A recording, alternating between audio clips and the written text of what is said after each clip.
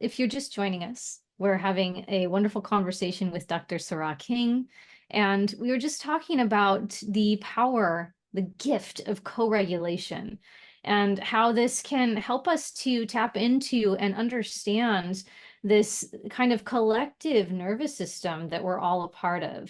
It can help us to tap into the understanding that we are interconnected, that you can't really separate us from each other, and that by harnessing the power of coming together in community and doing practices, being together in a way that it provides co-regulation, it can help to maybe bring about collective healing, which is something that is so needed, especially right now.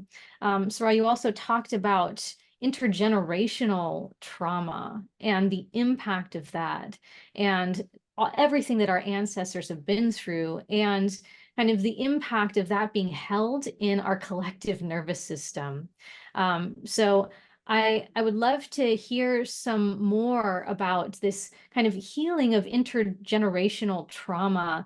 We've talked about a lot of different types of practices and things to engage with, being in community, radical friendship. Are there any other pieces that you kind of want to bring to the fore that can help us to be with the kind of, I guess, the weight of all of that? It's at one point it is this kind of tremendous responsibility, but also opportunity that we have here, that we're all connected in this, right? So I guess maybe what I would love to kind of bring forward is like, what is the opportunity in this, and what kind of like vision do you have for the work that we can do together to bring about this kind of collective healing? And I would maybe even venture to say, like, become more resilient together.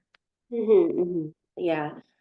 Um, I love the way that you are phrasing this, languaging this as an opportunity, right? Like that is a very I suppose you could say a growth oriented mindset, right? How do we like grow and evolve through what we're experiencing together right now? And one of the things that I feel really passionate about, and this actually loops a little bit back to our conversation at the very beginning of this interview about diametrically opposed emotions. Um, I think that given the heaviness of what we are metabolizing collectively right now, that cultivating opportunities for play is of the essence. Yeah. Even that can seem paradoxical, right? Like playing right now at a time like this, absolutely tremendously necessary at any time, right? Um, Creativity, harnessing our powers of creativity is really the bedrock of innovation.